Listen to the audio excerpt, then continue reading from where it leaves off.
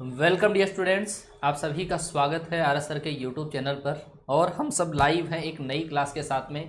और ये जो क्लास आपका होगा ये आपका कॉन्सेप्ट क्लास होगा। बहुत शानदार कॉन्सेप्ट यहाँ पर आपको डिलीवर किए जाते हैं, तो उन्हीं को ध्यान में रखते हुए ये वाला क्लास आपका है। फटाफट से सारे के सारे बच्चे लाइव आ जाएं, उसके बाद में स्टार्ट करते हैं आज का ये आपका इंपॉर्टेंट सेशन। ये आपके पास मिशन 2021 का क्लास नंबर 45 है। क्लास नंबर 45 है मिशन 2021 का। ठीक है, चलो जी बच्चा। अगर किसी बच्चे को अनअकैडमी लर्निंग ऐप का पता नहीं हो तो उसे बता दूं कि आप अपने गूगल प्ले स्टोर में जाके अनअकैडमी लर्निंग ऐप सर्च करिए।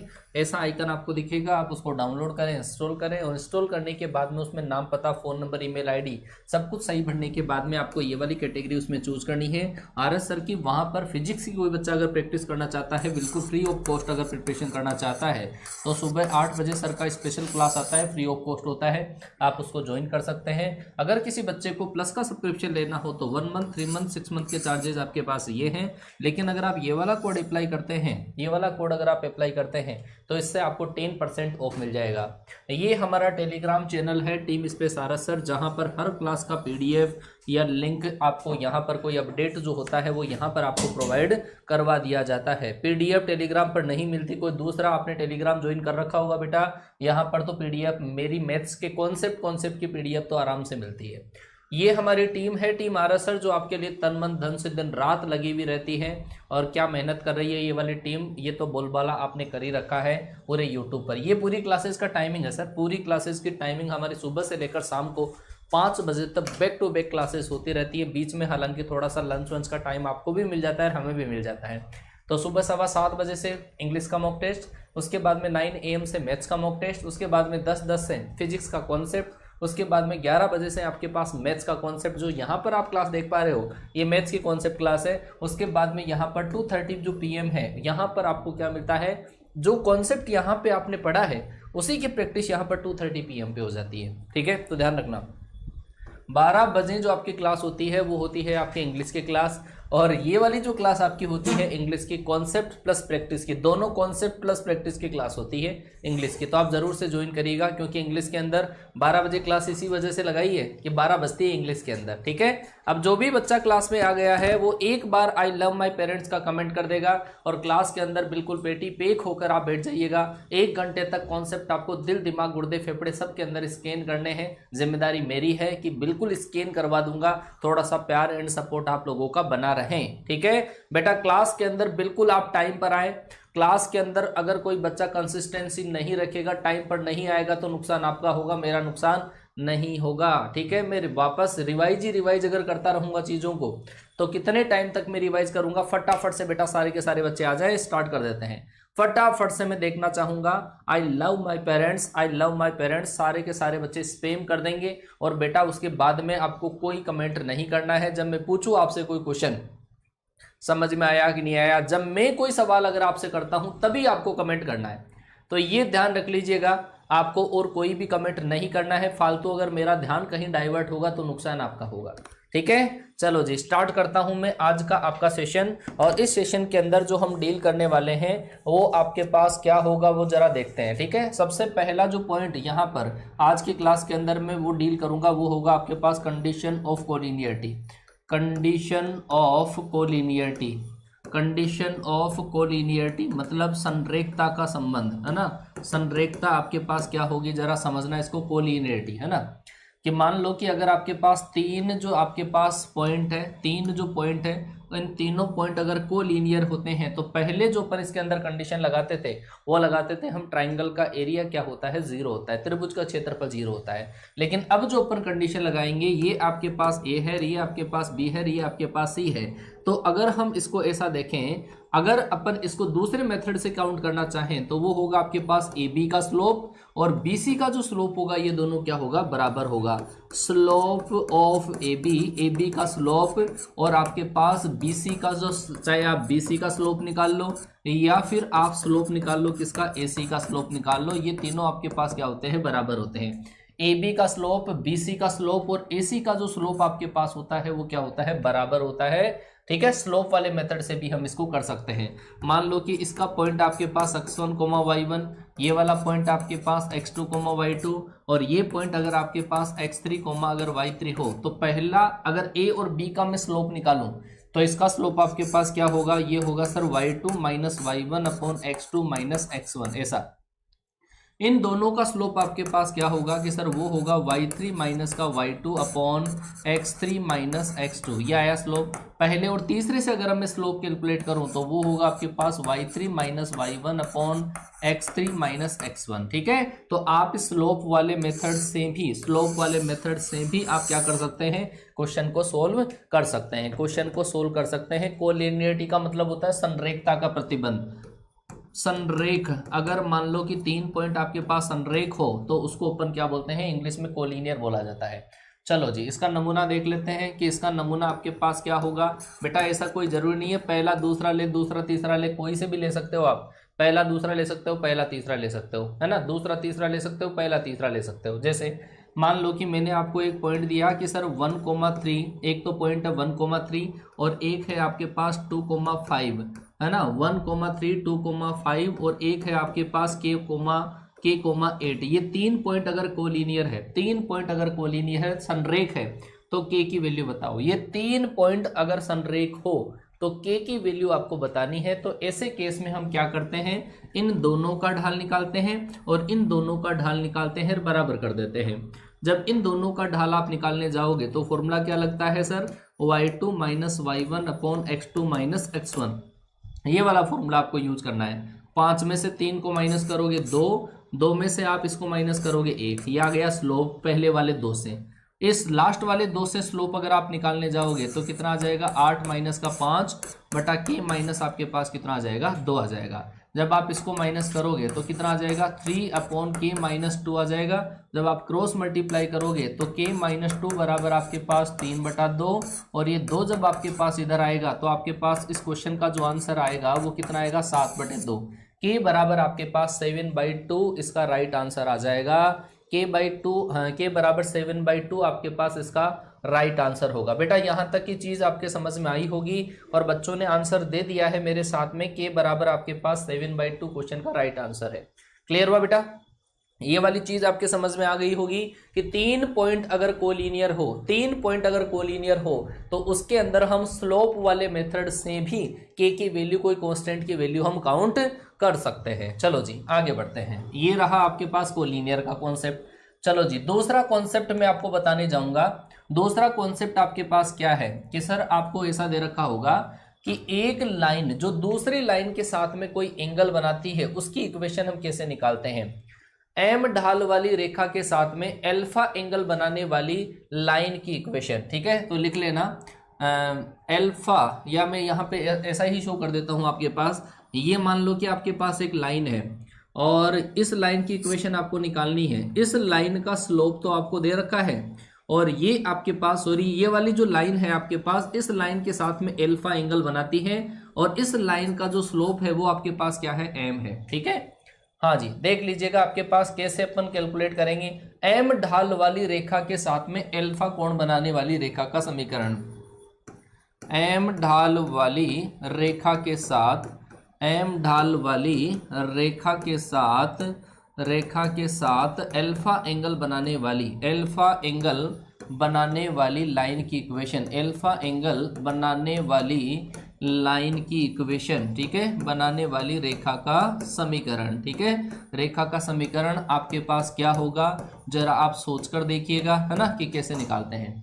बेटा ऐसे केस में आपको क्या दिया हुआ होगा, आपको यही दिया हुआ होगा। एक तो इस लाइन की इक्वेशन दी जाएगी, y बराबर जैसे mx प्लस का c दे दिया, ये लाइन दे रखी है y बराबर mx प्लस c। इस रेखा के साथ में अल्फा एंगल अगर कोई लाइन बनाती है तो इस लाइन की जो इक्वेशन होगी अपने पास, वो लाइन की इक्वेशन अपन निकालेंगे। और इस लाइन के ऊपर आपको एक पॉइंट दे दिया जाएगा, है ना, इस लाइन के ऊपर एक पॉइंट भी दिया हुआ होगा।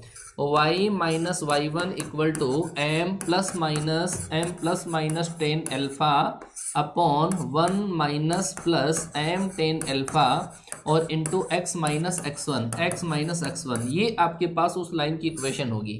एक बिंदु से तो गुजरेगी और m ढाल वाली रेखा के साथ में अल्फा एंगल बनाने वाली जो लाइन की इक्वेशन होगी वो अपन इस तरीके से कैलकुलेट करेंगे, ठीक है, वो अपन इस तरीके से कैलकुलेट करेंगे। फिर से सुनना कि ये जो लाइन आपके पास है, इस लाइन के ऊपर आपको एक पॉइंट दे रखा होगा x1, y1 एक पॉइंट आपको दे रखा होगा, x1, y1 एक पॉइंट दे रखा होगा, और एक दूसरी लाइन के साथ में अल्फा एंगल बनाती है, और इस लाइन का जो स्लोप है वो क्या है, m है। तो इस केस में ये जो लाइन आपके पास जा रही है, इस लाइन की इक्वेशन होगी वो होगी आपके पास y minus y1 m plus minus ten alpha upon 1 minus plus m ten alpha x minus x1। तो ये आपके पास लाइन की इक्वेशन होगी, ठीक है। चलो जी,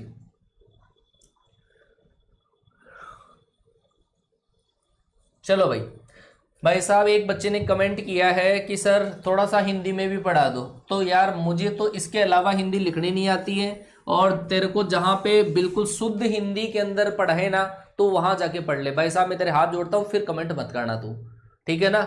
हिंदी के अंदर बिल्कुल प्योर हिंदी के अंदर लिखा हुआ है। अब तू एयरफोर्स क्रैक करने की सोच रखी है, तूने एयरफोर्स क्रैक करने की सोच रखी है, तेरे को हिंदी की ये हिंदी लिखी हुई समझ में नहीं आ रही। तो ऐसे कर, तू तीसरी चौथी क्लास से वापस पढ़ना स्टार्ट कर, ताकि तेरी हिंदी जो लिखी हुई है ना पहले तो वो समझ में आए, उसके बाद में तू कहना कि हिंदी में लिखो। कितने बेवकूफ बच्चे हैं ये बच्चे यार, मुझे लगता नहीं कि ऐसे बच्चे जो इनको हिंदी लिखी हुई समझ में नहीं आ रही फिर वो कमेंट कर देते हैं, और वो बच्चे एयरफोर्स कैसे क्रैक कर लेंगे। चलो देखो, ये आपके पास ये हेडिंग था इसका, ये मैंने आपको ब्रीफ से बता दिया है। इसके मामले में मैं एक आपके सामने नमूना पेश करता हूं, समझना, नमूना देखना इसका, क्या पता कहां कहां से उठ के आ जाते हैं यार।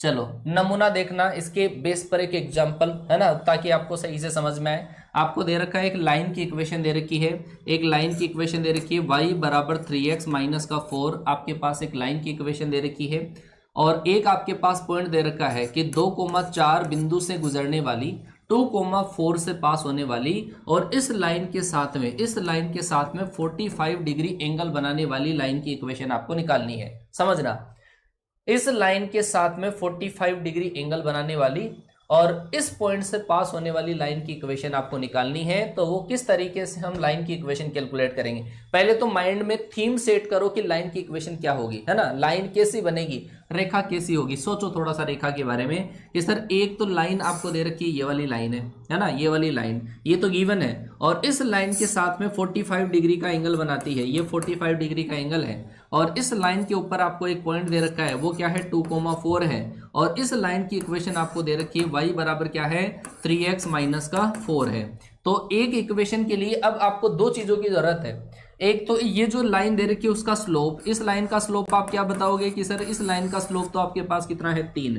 अब आप डायरेक्ट इसके अंदर फॉर्मूला यूज करिए, और वो फॉर्मूला क्या होगा, y minus y1 equal to m plus minus 10 alpha, m plus minus 10 alpha upon 1 minus plus m 10 alpha और इंटू x माइनस x1। ये आपके पास क्या होगा, लाइन की इक्वेशन आ जाएगी। ठीक है, दो लाइनें हो सकती है ऐसी जो 45 डिग्री एंगल बनाती है, या तो क्लॉकवाइज या एंटी क्लॉकवाइज। जैसे इधर से 45 बना तो वो लाइन आपके पास इधर भी हो सकती है कि इधर 45 डिग्री का एंगल बना ले। तो ऐसे आपके पास दो लाइन होती है जो दो पॉसिबिलिटी है, तो एक तो प्लस लेने से आएगा और एक माइनस लेने से आएगा।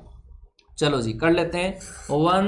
y माइनस y1 की वैल्यू आपके पास 4, m की वैल्यू कितनी है 3, प्लस माइनस 10 45 अगर आप यहाँ पे रखोगे तो 1 आ जाएगा, 1 माइनस प्लस m 10 थीटा अगर आप करोगे तो 3, और x माइनस x1 करोगे तो आपके पास 2। ठीक है, अब एक बार तो आपको ऊपर वाले साइन लेने, इसमें ऊपर वाला प्लस लेोगे तो नीचे माइनस लेना पड़ेगा, और माइनस लेते हो तो प्लस लेना पड़ेगा। तो ये आ जाएगा y माइनस 4 इक्वल टू, ऊपर आपके पास कितना आएगा 4, प्लस लेने से 4 आया, माइनस लेने से आपके पास -2, और x माइनस 2 आएगा। एक तो आपके पास ये आएगा, ठीक है।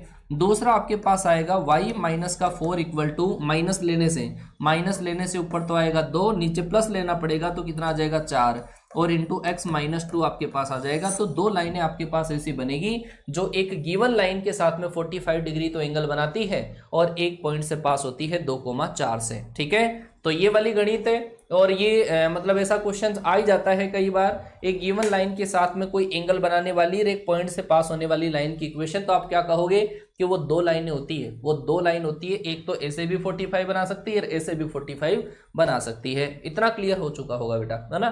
बस सोल्व करना है, इनको सोल्व करो, कैलकुलेशन है थोड़ा सा, इसको सोल्व करोगे माइंड में थीम सेट हो जानी चाहिए, ये वाली चीज समझ में आनी चाहिए, है ना। मेन चीज तो ये है, ये डायग्राम दिमाग में बैठना चाहिए, उसके बाद में अपन आराम से कर सकते हैं। ठीक है, क्लियर हुआ बेटा, यहां तक की चीज क्लियर हुई कि नहीं हुई बोलो, है ना।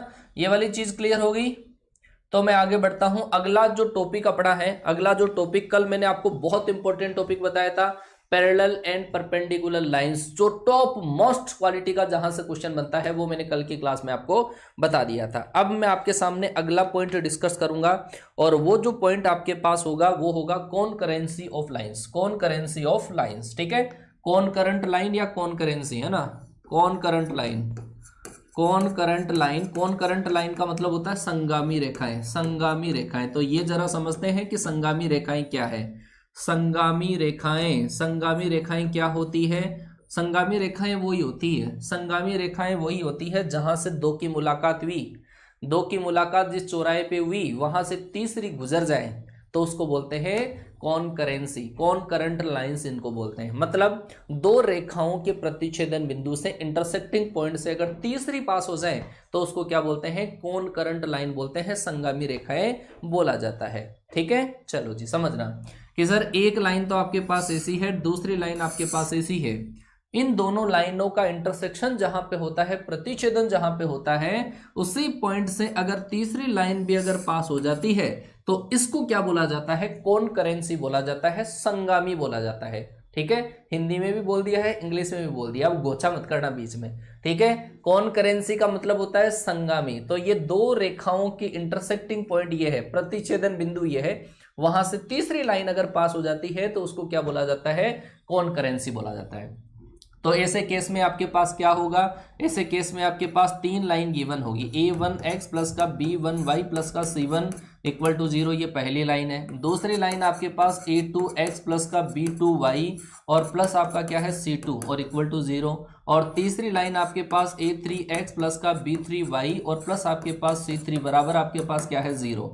तो कॉनकरेंसी की जो कंडीशन होती है उसके केस में आपको क्या करना है, इनके जो कोफिशिएंट है एक्स का और वाई का, ये कांस्टेंट है, इसकी एक डिटर्मिनेंट बनानी है, a1 a2 और a3, ये एक्स के कोफिशिएंट्स हैं, दूसरा वाई के कोफिशिएंट्स हैं b1 b2 और b3, तीसरा कांस्टेंट्स हैं c1 c2 और c3, और ये जो डिटर्मिनेंट आपके पास आएगी इसको आप किसके बराबर कर दो, 0 के बराबर कर दो। इसको, इस डिटर्मिनेंट को जब आप 0 के बराबर करोगे तो ये कंडीशन किसकी होती है, कॉनकरेंसी की कंडीशन होती है, संगामी का प्रतिबंध होता है, संगामी का प्रतिबंध आपके पास होता है। बेटा आ गई होगी बात समझ में। आपको जो क्वेश्चन इसके बेस पर पूछा जाएगा वो क्वेश्चन भी ऐसा ही होगा आपके पास।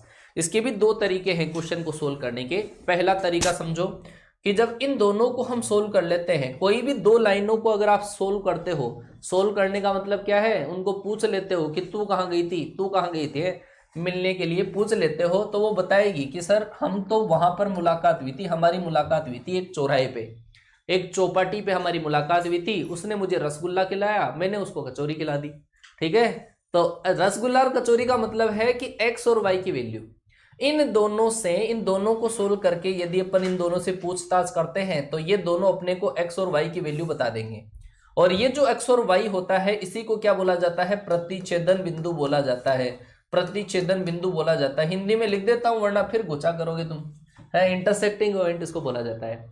ये इंटरसेक्टिंग पॉइंट जो आता है दोनों से, उसको अपन अगर तीसरी लाइन की इक्वेशन में रख देते हैं और अगर तीसरी लाइन को वो सेटिस्फाई कर जाए तो उसको बोलते हैं कॉनकरेंट पॉइंट। ये जो पॉइंट आपके पास होता है उसको क्या बोला जाता है, संगामी बिंदु। क्या बोला जाता है, संगामी बिंदु। इससे बहुत ही बढ़िया सवाल बनता है, बहुत ही बढ़िया इससे सवाल बनता है, संगामी बिंदु इससे बोला जाता है। नमूना पेश कर दिया जाए, चलो जी नमूना पेश करते हैं। इसका नमूना देखो कि सर आपको ऐसा दे रखा है, एक लाइन दे रखी है 2x माइनस का 3y प्लस का 1 इक्वल टू 0 दे रखा है, और एक दे रखा है आपके पास kx प्लस 4y और माइनस का 3 इक्वल टू 0, और एक आपके पास दे रखा है 5x माइनस आपके पास 2y और प्लस 1 इक्वल टू आपके पास 0। ये आपके पास तीन लाइनें हैं। सर आपको ये बोल रखा है कि ये जो लाइनें हैं वो कौन करंट लाइन है, संगामी रेखाएं हैं। तो आप फटाफट से कैलकुलेट करके बताओ कि के की वैल्यू क्या होगी। फटाफट से कैलकुलेट करके बताओ कौन करंट लाइन अगर है तो के की वैल्यू आपके पास क्या होगी। इस केस के अंदर के की वैल्यू आपके पास क्या होगी, फटाफट से बताओ के की वैल्यू आपके पास क्या होगी। इस केस में के की वैल्यू आपके पास क्या होगी, फटाफट से सोल्व करो, जल्दी से सोल्व करो और वैल्यू बताओ क्या होगी आपके पास इसकी वैल्यू। अगर ये लाइंस आपके पास कौन करंट लाइन है, एक ही पॉइंट से अगर ये पास होती है तो क्या होगी आपके पास इसकी वैल्यू, फटाफट से बताओ। चलो जी बोलो बोलो बोलो बोलो फटाफट से। क्या आया, -21। बच्चा आप इसको दो तरीकों से कर सकते हो। आप जब इन दोनों को सोल्व करके एक्स वाई की वैल्यू निकाल सकते हो, ठीक है ना। दोनों को सोल्व करके एक्स वाई की वैल्यू निकाल के जो एक्स वाई की वैल्यू आती है वो इसमें पुट कर दो, उससे आंसर आ सकता है। या डिटर्मिनेंट बना सकते हो। डिटर्मिनेंट कैसा, 2 -3 और 1, यहाँ पर के ये 4, ये -3, ये आपके पास 5, ये -2 और ये 1, और इससे बनने वाली डिटर्मिनेंट को क्या कर दो, 0 के बराबर कर दो। इस 2 के रेस्पेक्ट में अगर आप इसका प्रसार करोगे तो कितना आएगा, 4 - 6, 4 - 6 -2। इसके रेस्पेक्ट में जब आप प्रसार करोगे तो वो आएगा k प्लस का 15, k प्लस आपके पास आ जाएगा 15। इसके रेस्पेक्ट में करोगे, 1 के रेस्पेक्ट में करोगे तो वो आएगा आपके पास क्या, -2k और -20 और बराबर आपके पास 0। बच्चा करो फटाफट से कि ये आएगा सर -4 प्लस आपके पास 3k प्लस आपका 45 ऐसा, और माइनस का आपके पास 2k -20 बराबर आपके पास 0। जब आप इसको सोल्व करते हो, इन दोनों को सोल्व करते हो तो आएगा k आपके पास, और यहां से अगर आप इन दोनों को सोल्व करते हो तो क्या आएगा आपके पास, क्या बचना चाहिए, 21 बचेगा, है ना, प्लस का 21 बचेगा, प्लस का 21। बच्चा एक बच्चे ने सही जवाब दिया, -21 इस क्वेश्चन का राइट आंसर है, -21। बहुत बढ़िया बेटा, बहुत शानदार, बहुत शानदार। चलो जी बहुत बढ़िया, दोनों तरीकों से कर सकते हैं। ध्यान रखना दोनों में से कोई सा भी लॉजिक हम इसमें लगा सकते हैं, कोई सा भी लॉजिक हम इसमें लगा सकते हैं। एक और नमूना आपके सामने पेश करता हूं मैं, नमूना पेश किया जाए, है हिंदी में करूं कि इंग्लिश में करूं, गायब ही हो गया वो बच्चा तो गायब ही हो गया हिंदी इंग्लिश वाला तो। अरे गोच्छा तो नहीं करोगे, चलो देख लेते हैं। एक और नमूना आपके सामने पेश करता हूं मैं, ये कौन करेंसी का है ना, कौन करेंसी का। बेटा आपको ऐसा दे रखा है, एक रेखाओं का युग्म दे रखा है आपको, ऐसा युग्म आपको दे रखा है, ax प्लस का by प्लस का c बराबर 0। ये आपके पास है family of lines. ax plus का by प्लस c बराबर 0 एक रेखा का निकाय है, रेखा का निकाय। रेखा का निकाय मतलब रेखा का परिवार। अब यहाँ पे जैसे मान लो मैं 10 रख दूं, a और b की वैल्यू, c की वैल्यू 10 10 10 रख दूं तो रेखा के दादाजी आएंगे, और मैं इसकी वैल्यू 5 करूं तो उसकी दादी आएगी। अगर मैं माइनस रखता हूं तो उसके बेटे बेटियां, और अगर मैं -50 करता हूं तो पोते पोतियां आएंगी, है ना। ऐसे ए और बी और सी की वैल्यू जैसे जैसे आप चेंज करोगे ऐसे बहुत सारी लाइंस आपके पास आएगी। इस वजह से इसको क्या बोल दिया, रेखा का निकाय, रेखा का परिवार। और ये रेखा का परिवार एक कंडीशन को सेटिस्फाई करता है, और वो जो कंडीशन है सर वो है आपके पास क्या, वो है आपके पास 3a प्लस आपके पास 4b और प्लस आपके पास 2c बराबर 0। ये कंडीशन आपको दे रखी है। ये आपके पास क्या है, फैमिली ऑफ लाइंस। हिंदी के अंदर लिख रहा हूं बेटा, गोछा करने वालों जाग जाओ।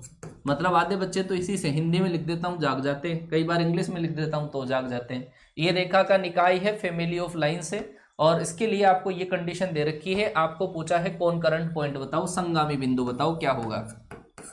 इन रेखाओं का संगामी बिंदु, कौन करंट पॉइंट आपके पास क्या होगा, कौन करंट पॉइंट आपके पास क्या होगा बच्चा, ये पूछा है आपको, ठीक है ना। हाँ ठीक है, तो ऐसे कैसे निकालते हैं, तो ऐसे केस के अंदर एक चीज ध्यान रखना, आप इन दोनों लाइनों को कंपैरिजन करेंगे, लेकिन ये जो कांस्टेंट है ना इसको बराबर बनाओ। आप इसके कांस्टेंट को बराबर बनाओ, ये कांस्टेंट को आप क्या बना दो, बराबर बना दो।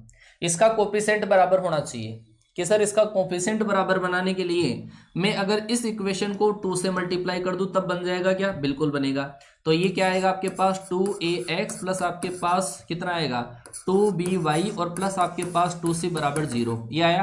रेखे के परिवार को 2 साल आगे है, 2 साल आगे कर दिया 2 से मल्टीप्लाई करके, ये कर दिया। अब आप देखो कि इतना इतना पार्ट जब कांस्टेंट बराबर हो जाता है तो कंपैरिजन इनमें किया जाता है।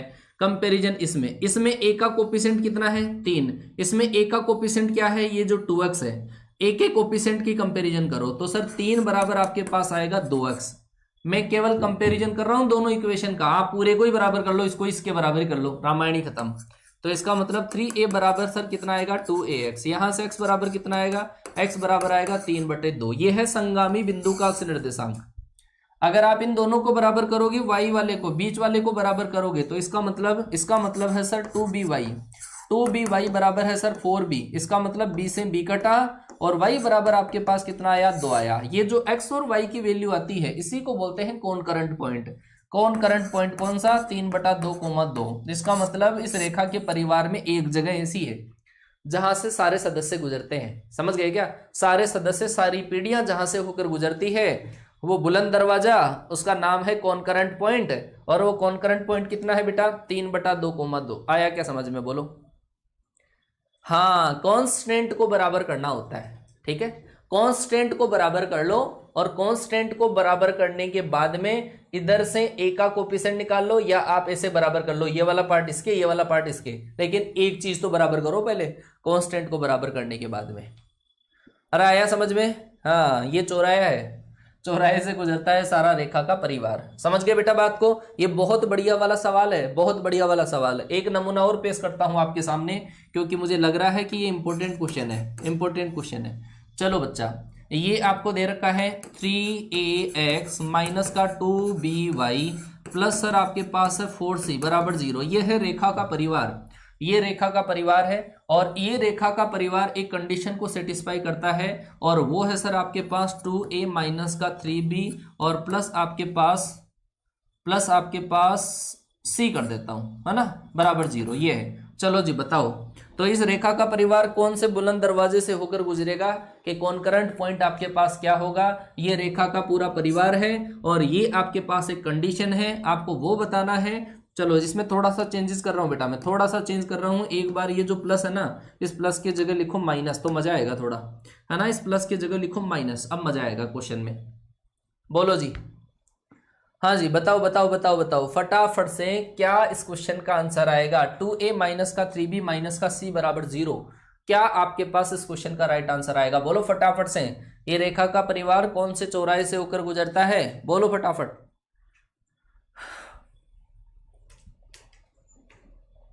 x बराबर 4/8, पुष्कर कुमार ने आंसर दिया है 4/8। बच्चा बहुत बढ़िया, देख लेते हैं अभी आपका आंसर सही है कि नहीं है। बेटा यहाँ पे मैंने गोचा कर दिया, देख लो, माइनस कर दिया।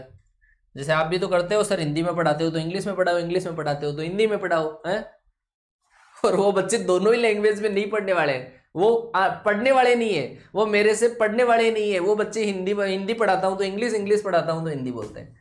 चलो बच्चा, देखते हैं ऐसे क्वेश्चन को करने के लिए क्या करते हैं। ऐसे क्वेश्चन में मैंने कहा कांस्टेंट को बराबर करो पहले। तो यहाँ पे सी का कोफिशिएंट कितना है 4, यहाँ पे कितना है -1, इसको -4 से मल्टीप्लाई कर दो, या तो इसको -4 से मल्टीप्लाई कर दो या इसको कर दो।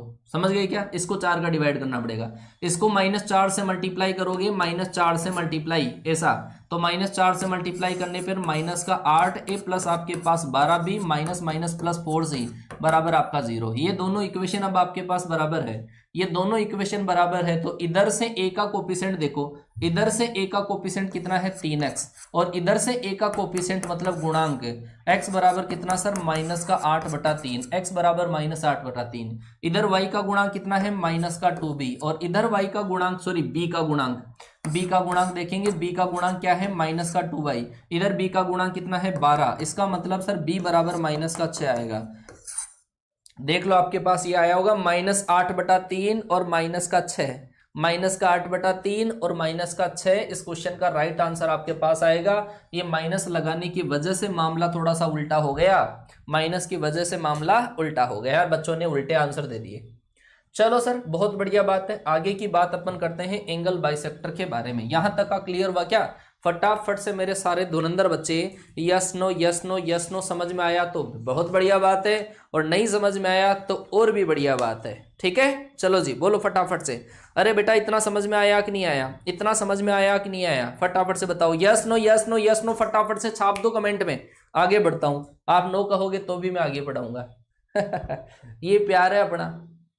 चलो जी, चलो आगे चलते हैं। आगे वाला जो पॉइंट आपके पास है वो है perpendicular distance from A given point.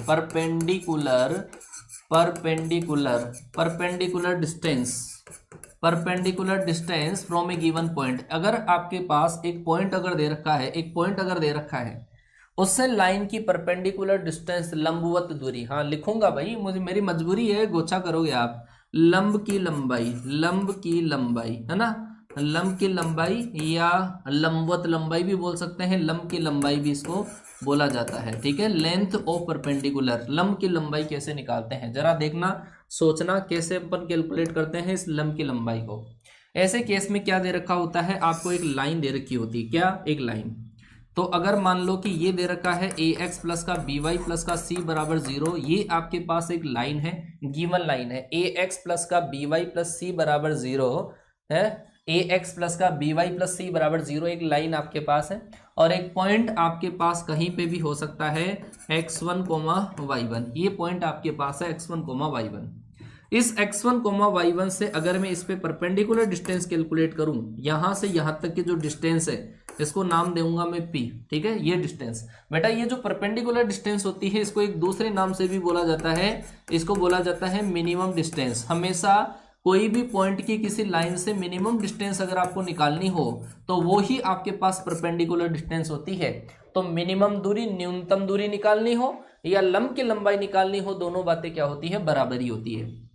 तो अगर ये लंब की लंबाई आपको निकालनी हो तो इस परपेंडिकुलर डिस्टेंस के लिए फॉर्मूला ये है कि ये आ जाएगा ए एक्स वन प्लस का बी वाई वन प्लस का C upon square root A square plus B square upon square root A square plus B square. और ये जो भी लेंथ अपन लेते हैं वो हमेशा क्या होती है, वो होती है पॉजिटिव, तो इस वजह से इसके अपन मोड लगा देते हैं। अंडर ये आ जाएगा आपके पास mod A X one plus B Y one plus C upon root A square plus B square, ये होता है आपके पास लंब की लंबाई, ठीक है, मिनिमम डिस्टेंस है ना, कोई भी पॉइंट से मिनिमम डिस्टेंस। बच्चा अगर मैं ये पूछूं कि डिस्टेंस फ्रॉम ओरिजिन, अगर मैं आपको ऐसा पूछ लूं distance from origin, distance from origin, ये चीजें मुझे जल्दी लिखनी पड़ती है।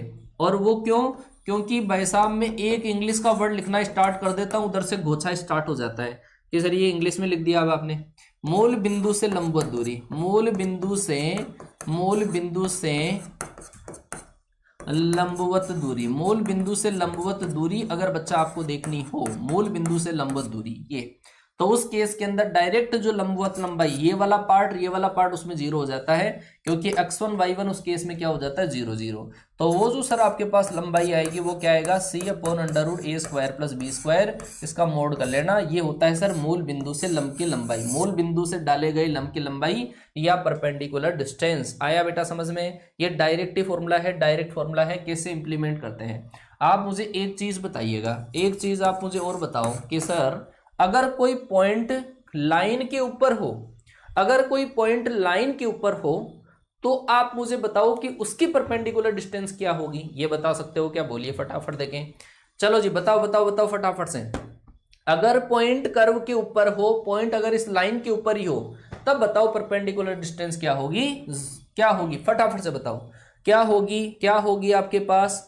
जब पॉइंट कर्व के ऊपर हो, लाइन के ऊपर हो, तो आपके पास परपेंडिकुलर डिस्टेंस क्या होगी, क्या होगी, बोलो बोलो फटाफट से कमेंट कर दो, छाप दो। अब कमेंट के लिए मना नहीं करूंगा, मैं मना करूंगा तब भी करोगे हैं, मैं मना करूंगा तब भी कमेंट करेंगे सर, गोछा तो करेंगे सर, कुछ ही कर लो। चलो जी बहुत बढ़िया, चलो कुछ तो दिमाग में बैठा तुम्हारे। चलो जी कि सर अगर पॉइंट कर्व के ऊपर होता है, जैसे मान लो कि लाइन तो ये है और लाइन इस रेखा की गोद के अंदर ही बैठा है, तो उस केस के अंदर उसके अंदर दिलों की दूरियां ज्यादा नहीं होती है, परपेंडिकुलर डिस्टेंस क्या हो जाती है, 0 हो जाती है। अगर कोई पॉइंट लाइन के ऊपर ही होता है तब परपेंडिकुलर डिस्टेंस क्या हो जाती है, 0। एक नमूना आपके सामने पेश करता हूं और अगर पसंद आ जाए तो भाई साहब जयकारा हो जाए, जय श्री श्याम का है, जयकारा हो जाए, आई लव माई पेरेंट्स का अगर समझ में आ जाए तो। चलो जी बच्चा आपको दे रखा है, एक दे रखा है 3x प्लस आपके पास 4y माइनस आपके पास 6 बराबर 0। ये आपके पास एक लाइन है और इस लाइन की सबसे पहली बात 0,0 से परपेंडिकुलर डिस्टेंस निकालनी है, 0,0 से। दूसरी जो डिस्टेंस आपको निकालनी है माइनस का 1,2 से इसकी परपेंडिकुलर डिस्टेंस निकालनी है। तीसरा एक मैं पॉइंट आपके पास लिखता हूं, इसकी डिस्टेंस निकालनी है आपको 2,0 से। चलो बेटा फटाफट से बताओ, ये 3 पॉइंट मैंने आपको दे दिए और इन तीनों पॉइंटों की इससे आपको डिस्टेंस निकालनी है। हाँ जी फटाफट से बताओ क्या आपके पास इस क्वेश्चन का सही आंसर आएगा फटाफट से। एक पॉइंट है 0,0, 0,0 से डिस्टेंस कितनी होगी, डिस्टेंस कितनी होगी फटाफट से है। चलो बच्चा बहुत बढ़िया। एक बच्चे रजत सिंह, आपने जो आंसर दिया माइनस का 6/5 दिया बेटा, है ना। माइनस 6/5 कैसे हो सकता है यार। मैंने जब बोला कि जो परपेंडिकुलर डिस्टेंस हम निकालते हैं वो क्या लेते हैं, मोड में बॉडी गार्ड खड़ा कर देते हैं, बॉडी गार्ड खड़ा करते हैं साथ में, मॉडुलस का मतलब ये है, तो वो डिस्टेंस सर पॉजिटिव होती है कि सर 0,0 पहले के साथ में अगर हम 0 यहाँ पे रखेंगे, 0 प्लस सर 0 माइनस का 6 बटे सर क्या आएगा √3 का स्क्वायर 4 का स्क्वायर, कितना सर इसका बॉडी गार्ड लगा दिया साथ में, तो सर ये तो आएगा 6/5। बेटा डिस्टेंस हमेशा पॉजिटिव होती है, ध्यान रखना आगे से।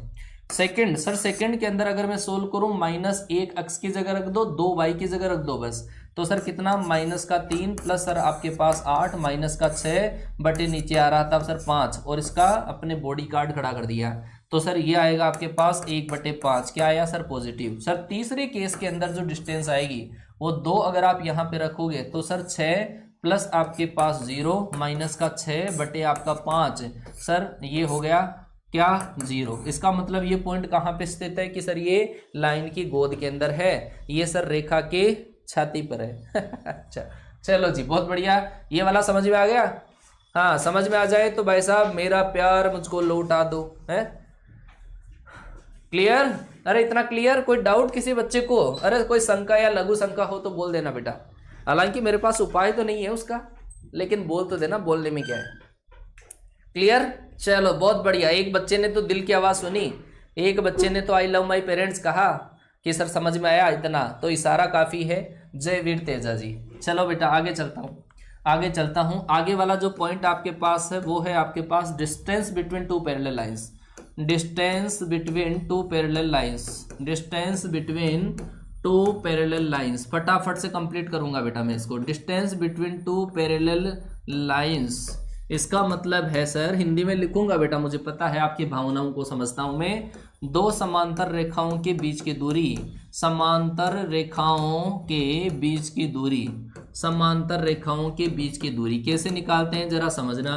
समांतर रेखाओं के बीच में जो दूरी आपको निकालनी हो वो कैसे निकालते हैं बेटा। आपको ऐसे केस में क्या दे रखा होगा जरा समझना कि दो लाइनें दे रखी होगी सर, और क्या दे रखा होगा, एक लाइन सर ऐसी है, दूसरी लाइन आपके पास ऐसी है, दो लाइनें हैं। और इन लाइनों की जो खास बात है ना वो क्या है कि सर ये वाली जो लाइन आपके पास है वो है ax प्लस का by प्लस का c1 बराबर आपके पास 0, ठीक है ऐसा। और इसका सर इक्वेशन ax प्लस का by प्लस आपके पास c2 बराबर आपके पास क्या होगा 0। सर इसके अंदर क्या होता है, कोई भी दो पैरेलल लाइन होती है ना, पैरेलल लाइन अगर होती है, और इसको एक और नाम से बोल देते हैं, इसको ऐसा भी बोल देते हैं दो रेखाओं के बीच की लंबवत दूरी या minimum distance of two lines, minimum distance of two lines, minimum distance of two lines. Hindi वालों समझ जाना, दो बिंदुओं के बीच, दो रेखाओं के बीच की न्यूनतम दूरी, दो रेखाओं के बीच की न्यूनतम दूरी। और वो किस केस में निकाली जाती है, जब दोनों लाइनें क्या हो, पैरेलल हो। और पैरेलल के केस में ये जो आपके पास लोचा होता है ना, इतना इतना इतना इतना जो टर्म है वो सेम होता है, कल की क्लास में बोल दिया था भाई साहब। जब भी दो रेखाओं के बीच में आप दूरी निकालोगे तो उस केस के अंदर इतना इतना टर्म बिल्कुल फोटोकॉपी होना चाहिए, समझ गए बात को, तभी डिस्टेंस निकालेंगे, अदरवाइज नहीं। तो सर इन दोनों के केस में जो डी अपन कैलकुलेट करेंगे वो होगा आपके पास c1 minus c2 upon root A square plus B square. क्या sir, c1 minus c2 upon root A square plus B square, constant में से कॉन्स्टेंट गया और नीचे under root A square plus B square. तो ये आपके पास दो लाइनों के बीच में, दोनों लाइनों के बीच में आपके पास क्या आ जाती है, डिस्टेंस आ जाती है। बेटा ध्यान रखना, फिर बोल रहा हूं कि सर इतना इतना पार्ट सेम रहेगा तभी डिस्टेंस कैलकुलेट कर पाएंगे। अगर सर लाइन पैरेलल नहीं हो, मान लो बेटा एक नमूना दिखाता हूं, यहां पे लिख देता हूं वो नमूना में, कि अगर आपके पास ऐसा हो सर, एक लाइन तो ऐसी है 2x प्लस का 3y माइनस 4 बराबर 0, और एक लाइन है सर आपके पास 3x माइनस का 4y प्लस का 6 बराबर 0, कि सर इन दोनों लाइनों के बीच में मिनिमम डिस्टेंस बताओ, इन दोनों लाइनों के बीच में मिनिमम डिस्टेंस कितनी होगी बताओ फटाफट से। इन दोनों लाइनों के बीच में मिनिमम डिस्टेंस क्या होगी फटाफट से बताओ। क्या होना चाहिए इसका आंसर? ये दोनों लाइनें आपको दे रखी है और इन दोनों के बीच में मिनिमम डिस्टेंस आपको बतानी है। क्या होगा फटाफट, दोनों लाइनों के बीच में मिनिमम डिस्टेंस आपके पास क्या होगी बच्चा? फटाफट बताओ, बोलो फटाफट, क्या होगा? 0? लड्डू नहीं होगा, क्यों नहीं होगा? मिनिमम डिस्टेंस, अरे भाई मिनिमम डिस्टेंस क्या होगी है? मिनिमम डिस्टेंस, आप तो इधर चल रहे हो और वो आपके बराबर में चल रही है, तो डिस्टेंस आप सड़क के अंदर, आप तो एक किनारे पे चल रही है और वो आपके बराबर चल रही है, दूसरे किनारे पे आप चल रहे हो और वो सड़क के दूसरे किनारे पे। सर हमारे दोनों के बीच की दूरी कि सर सड़क की आपके पास जो चौड़ाई है उसके बराबर, ठीक है ना। लेकिन आपके बीच में कुछ बातें हुई और सर वो इधर आ गई या आप इधर चले गए। इसका मतलब जब आप बिल्कुल पास पास में हो गए तब दूरियां क्या हो गई? कम हो गई, और उस केस में मिनिमम डिस्टेंस होती है 0। बेटा यहां पर भी वही बात है कि सर यहां पर ये वाली जो टर्म है ना, ये वाली टर्म और ये वाली टर्म, वो या तो सेम रेशियो में होनी चाहिए, या क्या होनी चाहिए? बराबर। एक्स एक्स का अनुपात, वाई वाई का अनुपात बराबर होना चाहिए, तभी लाइंस पैरेलल होती है, अदरवाइज पैरेलल नहीं है। और जब लाइंस पैरेलल नहीं होती है तो सर ये मिलेगी जो जहां पे अगर मिल गई तो मिनिमम डिस्टेंस क्या हो जाएगी? 0। तो ध्यान रख लेना बेटा, एक ऐसा केस भी आपका बन जाता है, ठीक है।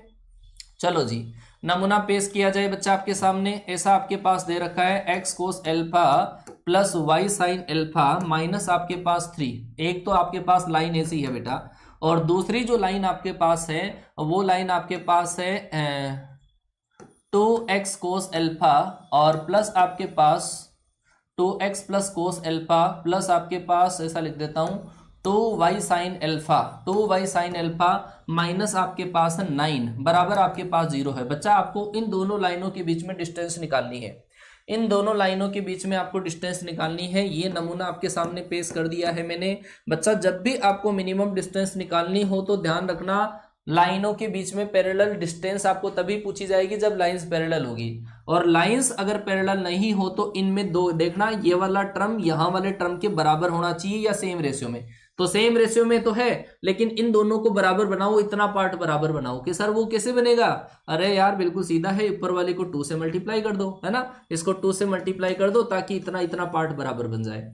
तो ऊपर वाले को 2 से मल्टीप्लाई किया, 2x कोस alpha plus 2y sine alpha, और कितना आ गया? माइनस का 6 बराबर 0। लो जी सर, बिल्कुल आसान कि सर इसका कांस्टेंट ये माइनस का 6 माइनस का 6 बटा आपके पास सर क्या आएगा कि सर वो आ जाएगा आपके पास 4 cos square alpha plus 4 sine square alpha. बेटा डिवाइड भी कर सकते हो, ऐसी कोई जरूरी नहीं है।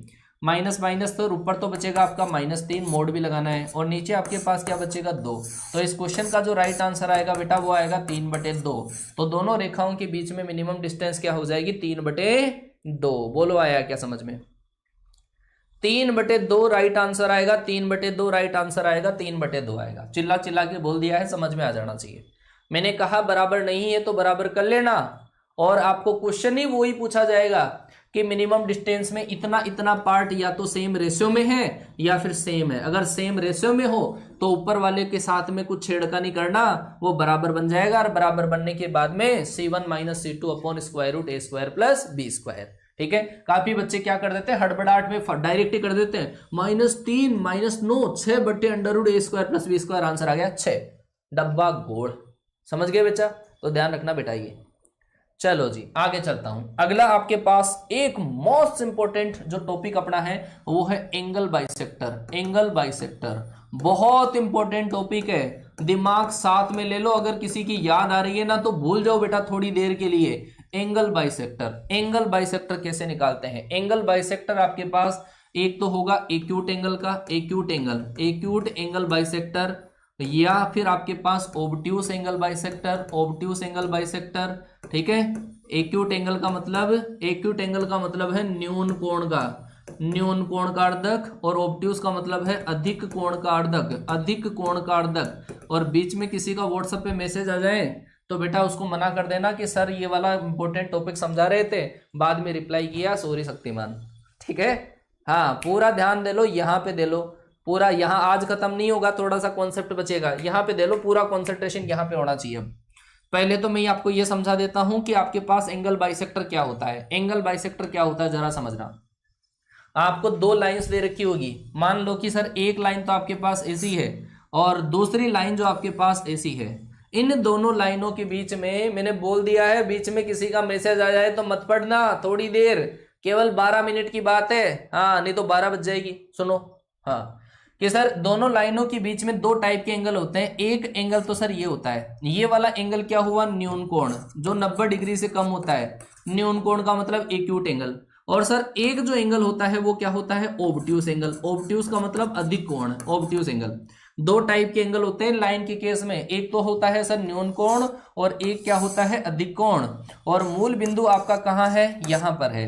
तो सर मूल बिंदु अगर यहां पर है तो बेटा जरा समझना कि न्यून कोण को दो बराबर भागों में बांटने वाली जो रेखा होती है उसको बोलते हैं न्यून कोण का अर्धक। अर्धक मतलब आधा आधा कर दे। तो ये न्यून कोण था, इस न्यून कोण को दो बराबर भागों के अंदर बांट दें तो सर ये जो होता है इसको क्या बोला जाता है, इसको बोला जाता है न्यून कोण का अर्धक। न्यून कोण का अर्धक का मतलब क्या है सर, ये है एक्यूट एंगल बाइसेक्टर। हिंदी अंग्रेजी मीडियम वालों लिख लेना, acute angle bisector, acute angle bisector. ठीक है, ये तो हुआ सर एक्यूट एंगल बाइसेक्टर।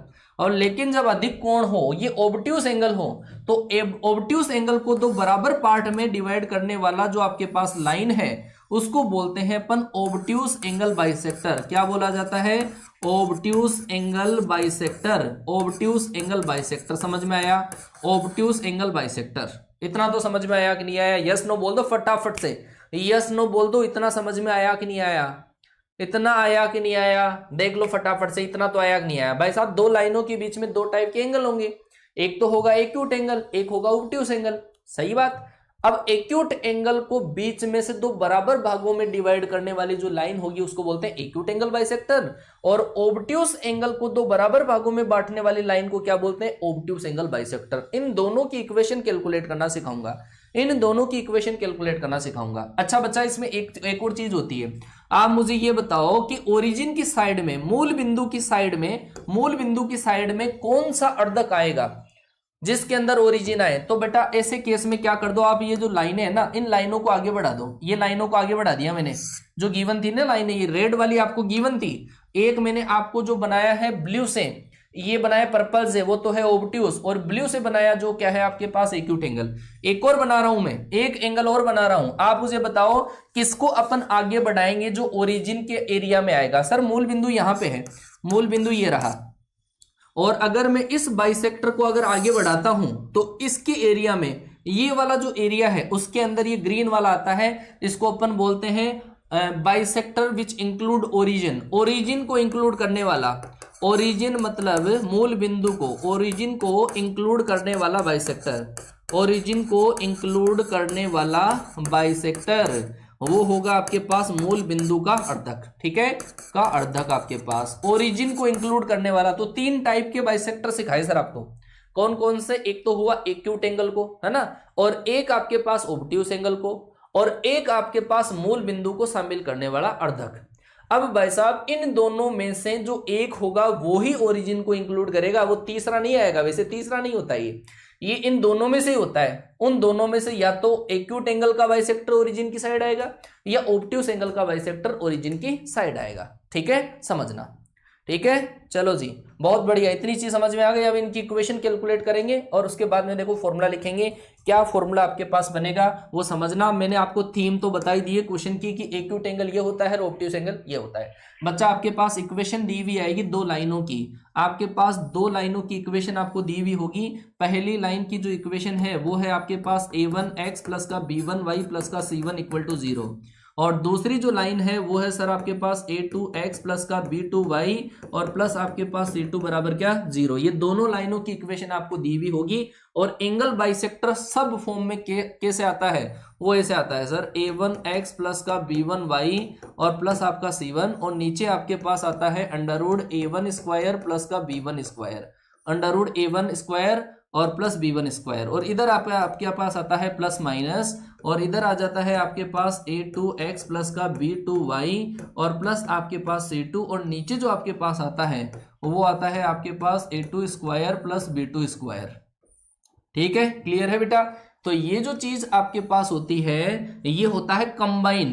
कि सर आपने तो बिल्कुल रायता कर दिया है कि ये आपके पास कंबाइन, इसी के अंदर सारी चीजें आती है, इसी के अंदर सारी चीजें आती है। ये जो फॉर्मूला लिख दिया उसी के अंदर एक्यूट एंगल भी आएगा, उसी के अंदर ऑब्ट्यूस आएगा, इसी में ओरिजिन वाला आएगा। कैसे कैसे आएगा वो सोचो। पहली बात, कांस्टेंट को पॉजिटिव बनाकर ही इसको यूज करना है। पहला इंपॉर्टेंट नोट, कांस्टेंट जो आपके पास दे रखे हैं ना, कांस्टेंट को पॉजिटिव बनाना है। कांस्टेंट को पॉजिटिव बनाकर आपको इसको यूज करना है। कांस्टेंट को पॉजिटिव बनाकर यूज करें। कांस्टेंट अगर पॉजिटिव नहीं हो तो माइनस आगे ले लेना, वो क्या हो जाएगा, कांस्टेंट पॉजिटिव। कांस्टेंट को पॉजिटिव बनाकर फॉर्मूले को यूज करना है। तो सबसे पहली बात ओरिजिन को इंक्लूड करने वाला बाइसेक्टर।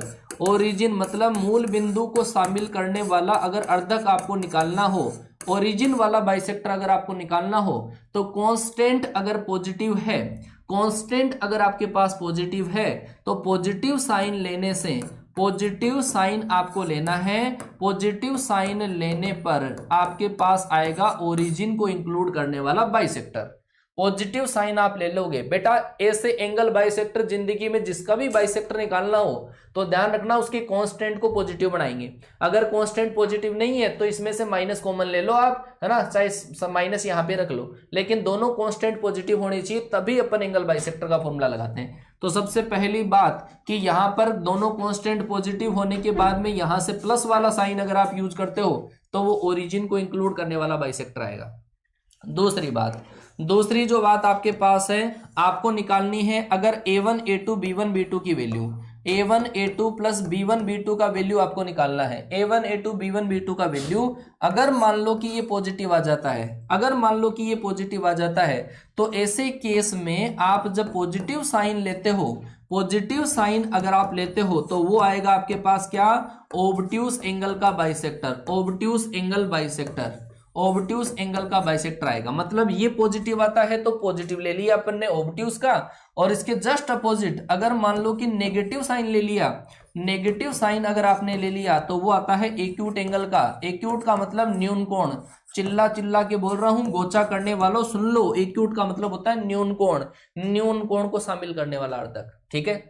तीसरी चीज, मान लो बेटा कई बार ये नेगेटिव आ जाए कि sir a1 a2 plus b1 b2 ये हुआ सर नेगेटिव आ गया, मान लो a1 a2 b1 b2 negative आ गया, तो इस केस में अगर आप, मैंने कहा सेम साइन लेने पर, ये किसका आया, माइनस का आया, तो इधर से जब आप माइनस का साइन ले लोगे, सेम साइन लेने पर ऑब्ट्यूस एंगल का आता है। माइनस साइन अगर आप लेते हो, माइनस साइन अगर आप लेते हो तो वो आएगा आपके पास ऑब्ट्यूस एंगल का बाइसेक्टर। ऑब्ट्यूस एंगल का सेम साइन से हमेशा अधिक कोण का अर्धक आता है और अपोजिट साइन से न्यून कोण का आता है। कि सर ये नेगेटिव आया तो नेगेटिव आया तो पॉजिटिव ले लो, और पॉजिटिव साइन अगर आप लेते हो तो वो क्या आएगा आपके पास, एक्यूट एंगल का बाइसेक्टर आ जाएगा। एक्यूट एंगल का बाइसेक्टर। ये वाली चीजें दिल दिमाग गुर्दे फेफड़े सब में स्कैन हो जानी चाहिए, याद करने की कोई जरूरत नहीं है, याद करने की कोई जरूरत नहीं है। कैसे समझना बात को, कैसे, आपने ये फॉर्मूला लगा दिया, ये फॉर्मूला आपको तभी लगाना है जब कांस्टेंट पॉजिटिव हो। कांस्टेंट पॉजिटिव बनाने ही है, हो चाहे न हो बनाने ही पड़ेंगे आपको। ठीक है, माइनस से मल्टीप्लाई करके बनाओ, नहीं तो उसके बाद में ये फॉर्मूले के अंदर सेट कर दिया। यहाँ पे प्लस वाला साइन लेने से तो क्या आ जाएगा आपके पास, ओरिजिन को इंक्लूड करने वाला बाइसेक्टर। चलो ओरिजिन का तो काम सलट गया सर, ओरिजिन तो बिल्कुल सिंपल है। लेकिन अगर फिर अपन निकाले सर ऑब्ट्यूस एंगल का, तो आप क्या करोगे, दोनों इक्वेशन के अंदर ये रहा a2 ये रहा a1, ये रहा b1 ये रहा b2, इन दोनों का अपन ने मल्टीप्लाई करके प्लस किया तो सर वो वैल्यू पॉजिटिव आ गई। मान लो वो पॉजिटिव आ जाता है तो पॉजिटिव साइन लेने से, यहां से पॉजिटिव साइन पकड़ो ऑब्ट्यूस एंगल का आ जाएगा, यहां से नेगेटिव साइन ले लो एक्यूट एंगल का आ जाएगा। एक नमूना पेश करता हूं आपके सामने बेटा, नमूना पेश करता हूं, केवल और केवल सिंपल सी गणित है, ये वाली चीज याद रहनी चाहिए।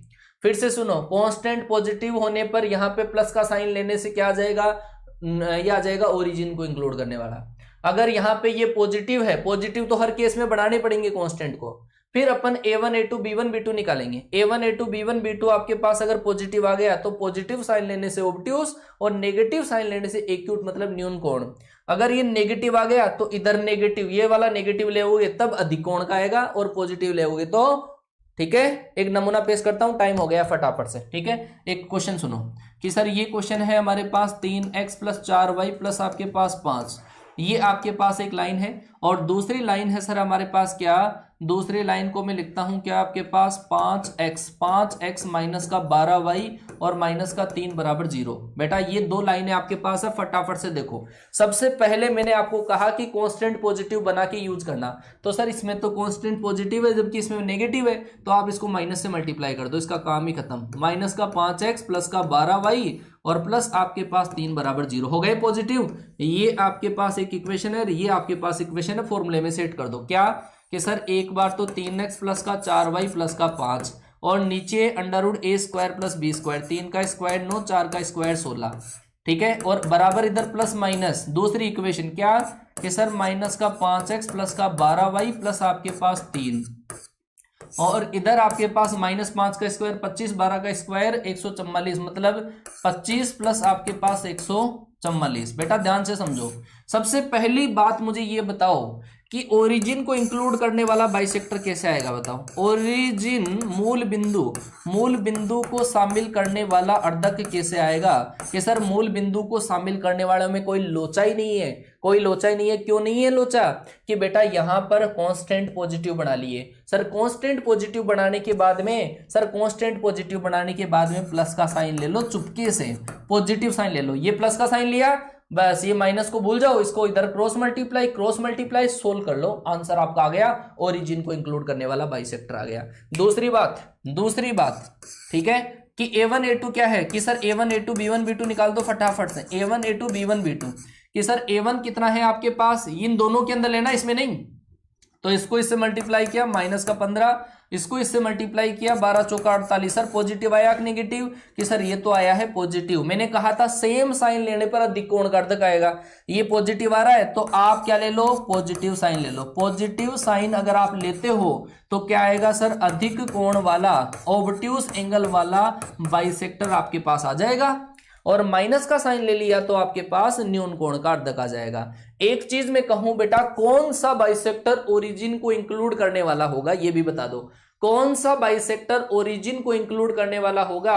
आपने देखा कि सर यहां पर ओरिजिन को अगर अपन निकाल रहे हैं तो भी प्लस साइन ले रहे हैं, अगर अपन अधिक कोण का निकाल रहे हैं तब भी प्लस ले रहे हैं, तो दोनों में जिसमें सेम साइन लिया जाता है वो होता है आपके पास ओरिजिन को इंक्लूड करने वाला बाइसेक्टर। कि सर यहां पर अधिक कोण वाले के लिए भी मैं प्लस को यूज कर रहा हूं और मूल बिंदु वाले के लिए भी प्लस यूज कर रहा हूं, इसका मतलब अधिक कोण का अर्धक जो होगा, अधिक कोण का जो अर्धक होगा वो मूल बिंदु को शामिल करने वाला अर्धक होगा, ओरिजिन को इंक्लूड करने वाला बाइसेक्टर बनेगा। क्लियर हुआ बेटा, बहुत बढ़िया, बच्चों के आंसर आ गए।